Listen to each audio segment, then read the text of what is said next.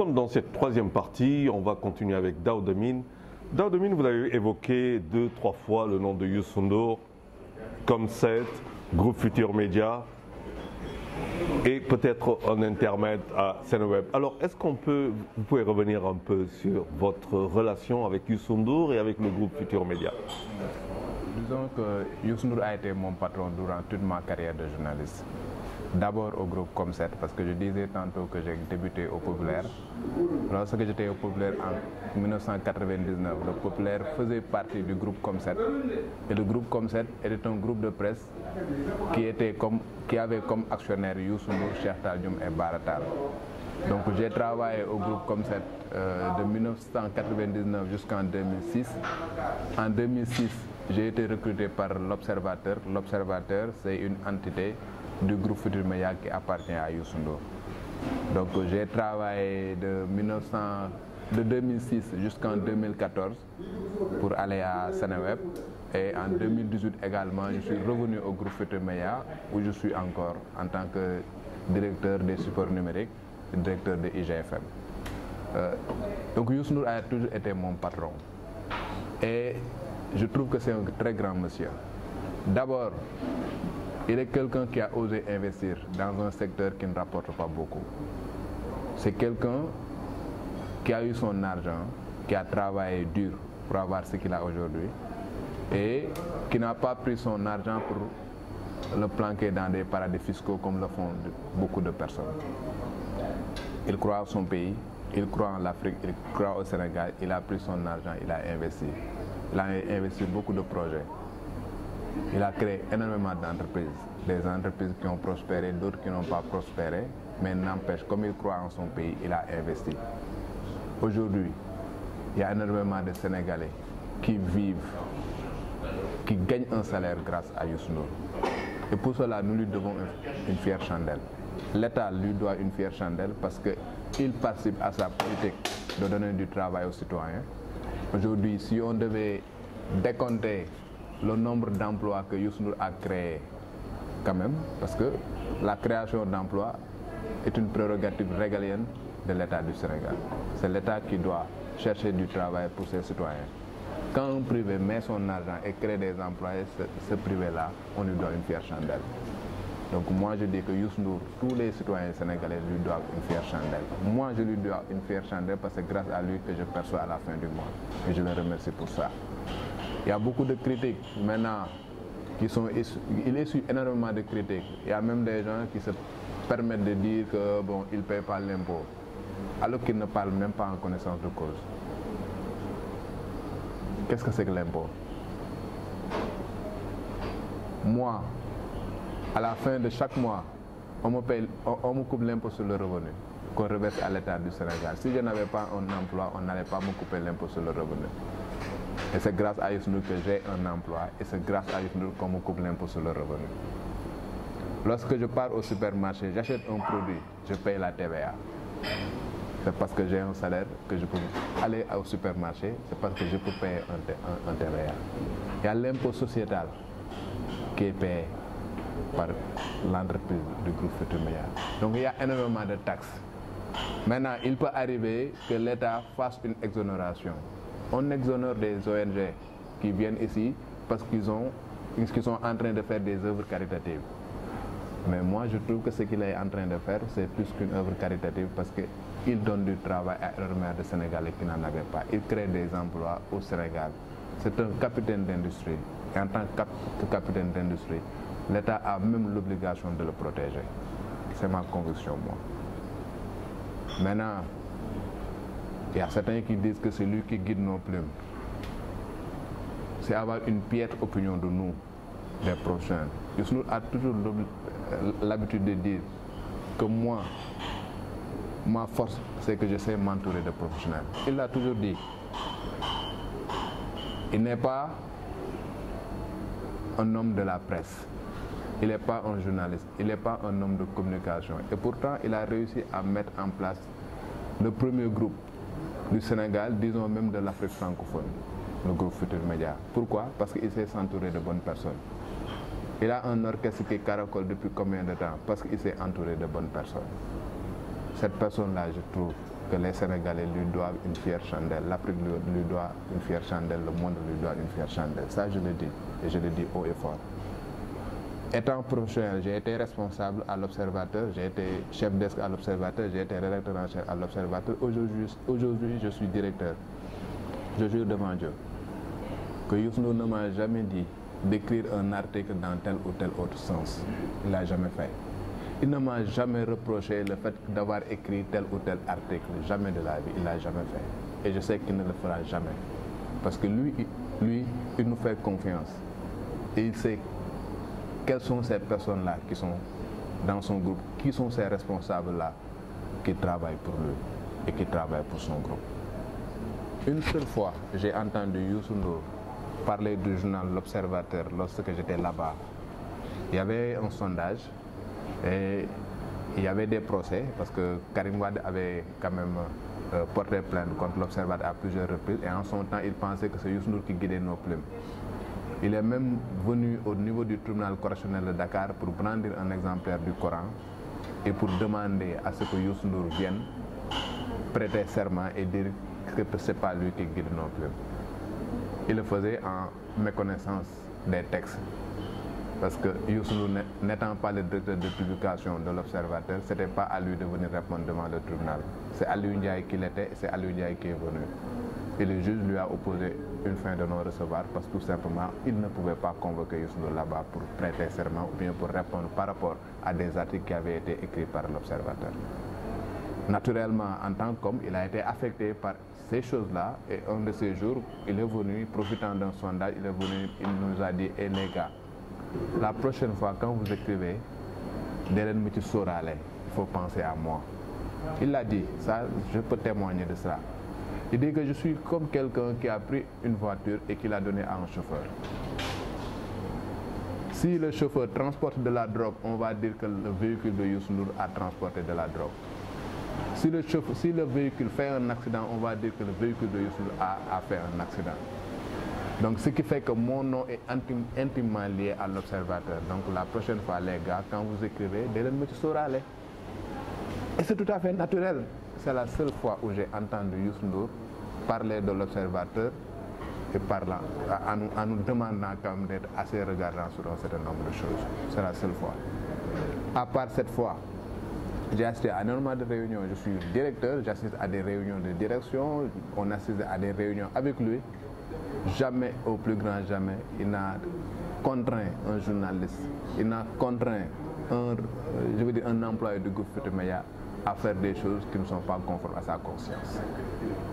Il ne l'a jamais fait, il ne le fera jamais. Donc je trouve que Youssou Ndour est mon patron, c'est un grand monsieur, c'est un gars qui est respectable. C'est un gars que moi je respecte et je pense que les Sénégalais devront apprendre à mieux le connaître avant de le juger. On ne juge pas une personne qu'on ne connaît pas. Il y a beaucoup de gens qui ne le connaissent pas et qui se permettent de le juger. Dans le domaine de la presse écrite, on vous voit maintenant dans la presse en ligne. Il y a eu Seneweb, il y a eu le groupe Futurs Médias. Pourquoi cette migration? Bon, disons que le monde est en perpétuel développement. Et lorsque j'étais à l'Observateur, quand même, l'Observateur m'a permis de beaucoup voyager, d'aller voir ce qui se passait à l'extérieur. J'ai été en Chine à plusieurs reprises, j'ai été dans d'autres pays. Et j'ai vu que notre métier était en train d'évoluer, surtout dans le domaine du digital et dans le domaine de la presse en ligne. Et moi, j'avais bouclé 15 ans de presse classique. Et à un moment donné, au fond de moi, je me suis dit qu'il va falloir que je bouge un tout petit peu, il va falloir que j'augmente mes connaissances, il va falloir tout simplement que je me réagisse par rapport à la marche du monde. Il fallait quand même que j'apprenne autre chose. J'avais fait du journalisme mon métier, il me fallait également évoluer vers la presse en ligne, parce que j'avais découvert à travers le monde ce qui se faisait. Et quand même, un de ces jours, j'ai reçu une bonne proposition de Seneweb, qui dans un premier temps était un agrégateur de contenu et qui a voulu un petit peu migrer pour avoir un site, disons un portail hybride, avec des articles qui sont pris de part et d'autre, mais également avec une rédaction qui devait produire, son propre contenu. Donc lorsque j'ai été contacté, j'ai discuté avec le boss de Seneweb et ça a épousé un tout petit peu ce que je voulais faire. Je voulais apprendre autre chose, il me donnait la possibilité d'apprendre autre chose. Et je pense qu'il y a eu un accord entre nous deux. Et j'ai pris la décision d'aller là-bas, dans un premier temps pour apprendre. Je ne partais pas là-bas pour battre monnaie, je ne partais pas là-bas parce qu'on me proposait un salaire qui était supérieur à ce que je gagnais au populaire, à l'observateur. Je ne partais pas parce que j'étais sous-payé à l'observateur. À l'observateur, j'étais relativement très bien traité. J'avais un véhicule de fonction, j'avais du carburant, j'avais un salaire acceptable. Je n'avais aucun problème et j'étais très respecté par mes supérieurs. Donc le problème ne se situait pas à ce niveau-là. C'est moi-même qui voulais apprendre autre chose. Et pour vous expliquer un tout petit peu la grandeur de Youssou Ndour que j'évoquais tout à l'heure, lorsque j'ai déposé ma démission auprès de Mamadou Ibra Kane, qui était mon directeur, le directeur général en son temps, il en a discuté avec le directeur général adjoint Birane Ndour, et Birane Ndour également en a discuté avec le PCA, le président du conseil d'administration Youssou Ndour. Youssou Ndour pouvait se dire que de toute façon il a démissionné, il n'a qu'à partir. Mais Youssou Ndour a demandé à me voir. Et il y a eu une rencontre qui a eu lieu entre Youssou Ndour, Mamadou Ibra Kane, Birane et moi. Et je jure que ce jour-là, j'aimais Youssou Ndour. Et ce jour-là, je l'ai aimé davantage. Il m'a posé la question de savoir pourquoi je voulais partir. Je lui ai dit que je n'ai aucun problème avec ça. Je n'ai aucun problème au groupe de Média, mais je dois aller apprendre. Il dit ok, vu que vous voulez aller apprendre, moi je ne peux pas, je peux plus vous retenir.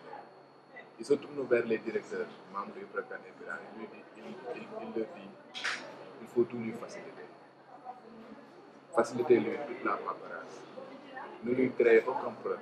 Laissez-le partir. Il va aller étudier, laissez-le partir. Mais considère-le toujours comme un employé de groupe de Média. De telle sorte que demain, s'il veut revenir, ce sera facile. Et demain également, si vous avez besoin de lui, ça sera facile pour vous d'aller le parler. Tu vois la grandeur de cet homme. Ce jour-là, j'ai été tellement ému que si je n'avais pas pris des engagements ailleurs, je ne serais pas parti. Pour vous dire quoi, comment l'homme est grand. Effectivement, je suis parti à Seneweb. J'ai fait là-bas 3 ans et demi. Et aujourd'hui, je suis revenu. Parce que tout simplement, la manière dont j'ai quitté le groupe Futurs Médias, cette manière-là me plaisait. Parce que je me disais que j'avais affaire à des gens nobles et très grands dans l'esprit, dans le comportement et dans la manière de faire. Et que je pensais que tout simplement j'étais parti apprendre, mais ma véritable famille, c'était le groupe Futurs Médias. Et que tôt ou tard, je savais que j'allais revenir. Surtout que ils n'ont jamais coupé les ponts avec moi. Birane n'a jamais coupé les ponts avec moi. On se trouvait à Dakar Sacré-Cœur en train de jouer. On était comme des membres du groupe Futurs Médias. Alors il pouvait avoir une rencontre avec moi. Et il se disait que non, de toute façon, il nous a lâché, il est parti ailleurs. Mais ils ne m'ont jamais considéré comme quelqu'un qui avait désiré. Ils me considéraient comme quelqu'un qui est parti pour apprendre autre chose. Effectivement, j'ai appris autre chose. Et lorsque je suis revenu, on m'a donné un poste de direction. Je suis devenu directeur du site IGFM, des supports. Et aujourd'hui, je travaille là-bas. Pour vous dire que, comme le monde évolue, j'ai réussi quand même à faire cette migration-là, à quitter la presse écrite pour aujourd'hui travailler dans la presse en ligne. Parce que c'est ça l'avenir. Aujourd'hui, quoi qu'on puisse dire, la presse écrite n'a pas de beaux jours devant elle. La presse écrite est appelée à disparaître. Aujourd'hui, au Sénégal, la presse écrite fait encore de la résistance parce que tout simplement la presse en ligne n'est pas ce qu'elle doit être. Aujourd'hui, les moyens dont dispose la presse écrite, la presse en ligne ne l'a pas encore. Aujourd'hui, les professionnels qui sont au niveau de la presse écrite n'existent pas au niveau de la presse en ligne. Aujourd'hui, au Sénégal, la plupart des sites qui existent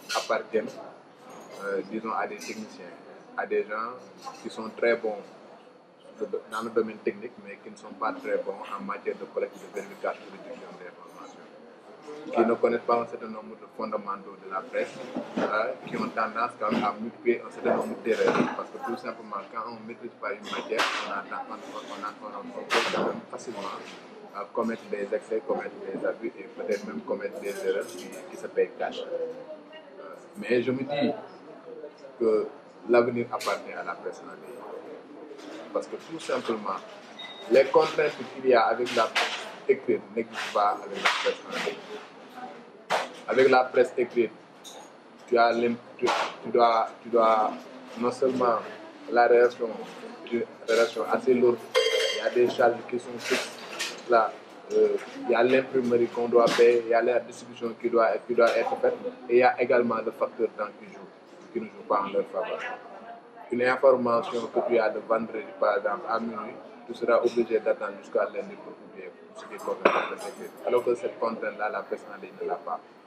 La presse en ligne a 24 heures d'avance sur la presse écrite, voire 48 heures. Ne serait-ce que pour ces contraintes-là, quand même, la presse en ligne a de beaux jours devant elle. Et la presse écrite doit se réajuster par rapport à cela.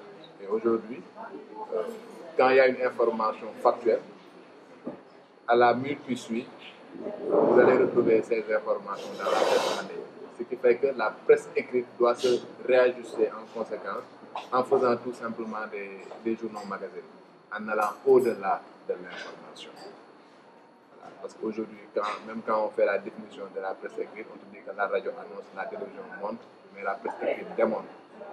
Aujourd'hui, la presse écrite doit se mettre dans cette dynamique-là, d'essayer de démontrer l'information qui existe déjà.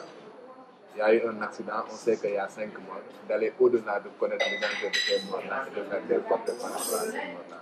C'est comme ça que la presse écrite peut survivre.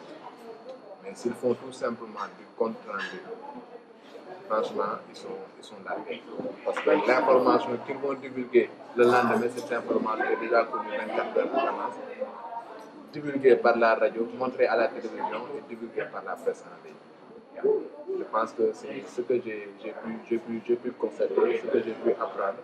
Et je me dis que autant la presse en ligne autant la presse classique doit se réajuster un tout petit peu devient vers la presse magazine, autant également la presse en ligne doit également se réajuster en se professionnalisant davantage.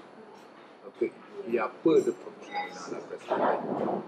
Le jour où on retrouvera les mêmes professionnels qui existent dans la presse classique, si on retrouve ces mêmes professionnels dans la presse en ligne, ce jour-là, la presse écrite disparaîtra. Alors, Daoudamine, nous sommes en décembre 2019, c'est la fin d'année. Je ne vais pas vous laisser partir sans vous appeler toujours à la tradition, une rétrospective et analyse de 2019, même si je vous prends au dépourvu. 2019, c'est d'abord la réélection de Macky Sall, du président Macky Sall. Il a été réélu pour un mandat de 5 ans. Mais d'ores et déjà, on voit déjà que le débat sur son éventuel troisième mandat se pose. Un débat qui me semble prématuré, un débat qui, à mon avis, ne devait même pas se poser parce que la question, à mon avis, a été réglée sur le plan juridique et sur le plan politique. C'est mon avis. Je pense qu'il a été réélu. Il a un quinquennat à faire et c'est terminé. Le débat là ne devait même pas se poser et jusqu'à présent on pose le même débat. Et lui-même il essaie d'entretenir le flou alors qu'on ne devait même pas lui donner cette occasion-là. Parce que c'est terminé pour lui. Il l'a dit, il l'a dit. Si vous prenez son livre, son dernier livre qu'il a publié tout juste avant l'élection présidentielle, il le dit, je vais entamer mon second et dernier mandat. Il l'a dit sur plusieurs pages, il a écrit noir sur blanc. Lui-même, il s'est en âme et conscience qu'il ne faut pas se présenter en 2024. Aujourd'hui, on veut jouer sur les dispositions de la Constitution. Et je pense que même si on applique les dispositions de la Constitution également, il ne faut pas se présenter en 2024. Je le dis parce que tout simplement, j'estime que les dispositions de la Constitution sont claires et nettes. Nul ne peut faire plus de 2 mandats consécutifs. Parce qu'en droit, on fait la différence entre 2 choses. La durée du mandat et le nombre de mandats. c'est deux choses différentes. La durée du mandat était de 7 ans, ramenée à 5 ans. Ça, c'est la durée. Le nombre de mandats, c'est 2. La Constitution dit que nul ne peut faire plus de 2 mandats consécutifs. Donc, quelle que soit la durée du premier mandat, 5 ans ou 7 ans, ça compte pour un mandat. Voilà. Le deuxième mandat, 5 ans, donc c'est le second et dernier mandat. Voilà. Donc, sur ce plan-là, je pense que c'est terminé. 2019 également, c'est la libération de Khalifa Sall qui a été gracié par le président. Et je pense que là-bas également, aujourd'hui, Khalifa Sall a une carte à jouer. Parce que Khalifa Sall, c'est le seul actuellement qui est l'héritier naturel du Parti socialiste. Parce qu'aujourd'hui, on a Aminata Mbengue Ndiaye qui dirige le parti, mais qui ne peut pas l'hériter. Parce que Ousmane Tanor Dieng qui est décédé, également, ça fait partie de la rétrospective qui est décédé en 2019. Je pense que Khalifa Sall actuellement est, je veux dire, le leader naturel du Parti socialiste et c'est lui qui veut faire quand même en sorte que le Parti socialiste survive. Mais il a un problème. Le problème qu'il a, c'est qu'il a un dossier judiciaire qui lui empêche d'être candidat à une présidentielle et qu'aujourd'hui, je pense qu'il y a un combat qui doit être mené non seulement par les acteurs politiques, mais également par, je veux dire, les membres de la société civile, pour au moins que ce boulot d'étranglement-là qui existe, qui l'oblige à ne pas se présenter en 2024, que ce boulot d'étranglement-là puisse se faire. En quoi faisant tout simplement de loi d'amnistie, et c'est bien possible. Voilà, c'est bien possible. Et je pense que si c'est fait, il pourra peut-être mieux servir ce pays-là, parce que c'est quelqu'un qui a de l'aura, c'est quelqu'un qui a une certaine connaissance, c'est quelqu'un qui a été le maire de Dakar et qui a quand même eu des résultats assez probants et qui peut valablement diriger ce pays-là dans l'avenir. Donc ça c'est 2019. 2019 également, à mon avis, c'est un certain nombre de meurtres gratuits.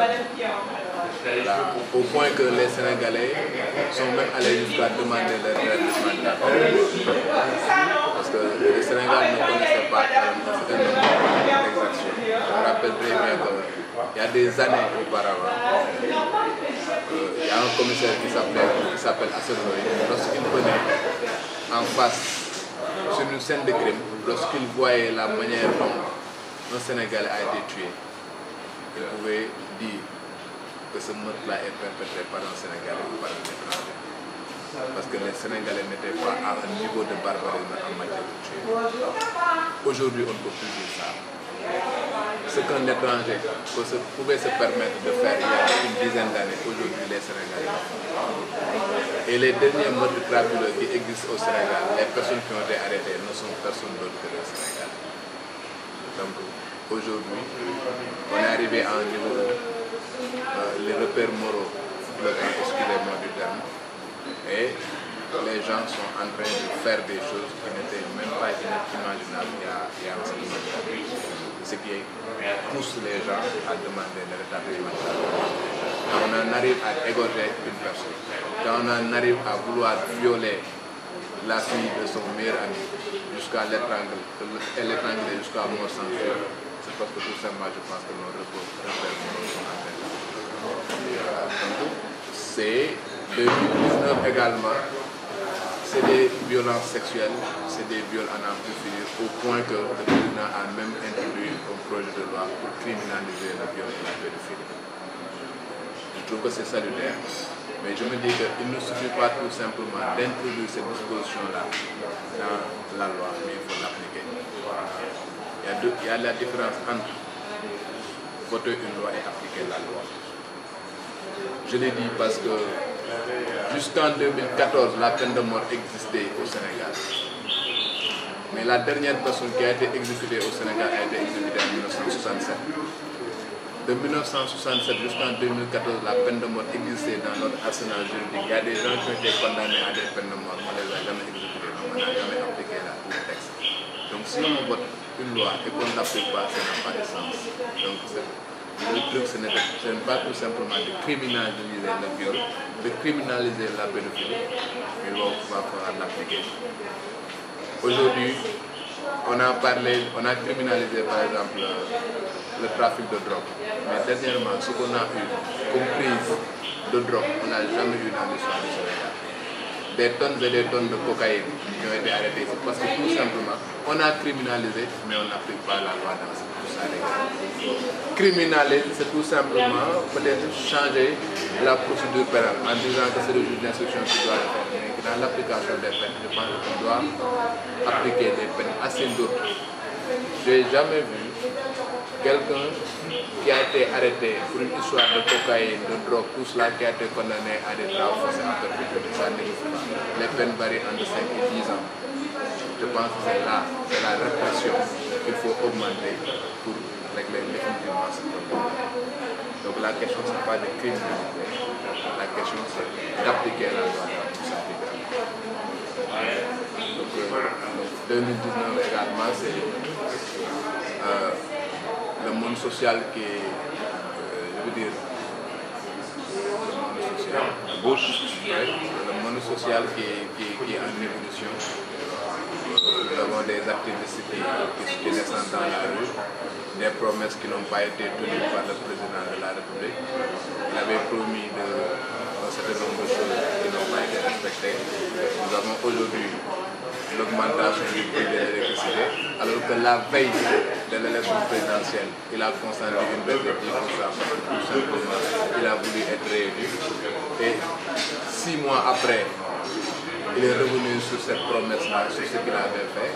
Aujourd'hui, on avait réduit le courant à 10%, aujourd'hui on demande encore à 10%.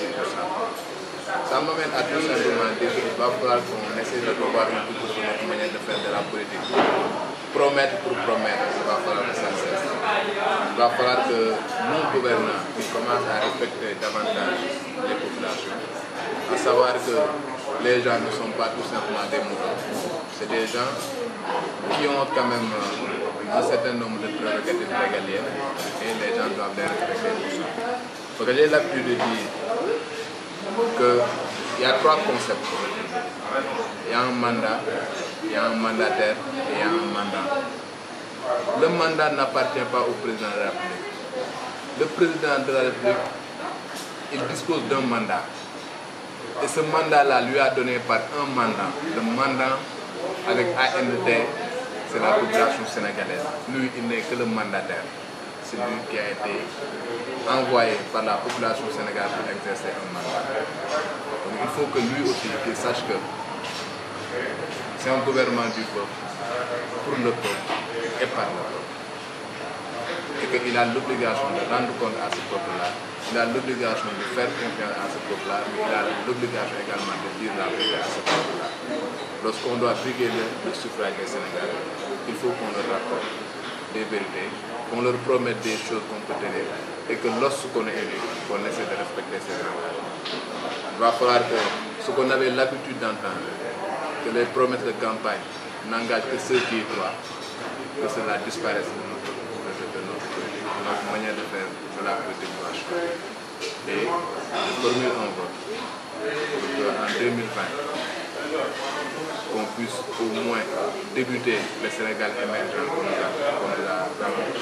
nous a promis, et qu'il y ait une paix durable au Sénégal, et que nos gouvernants commencent à appliquer ce qu'ils avaient promis au Sénégal. C'est un peu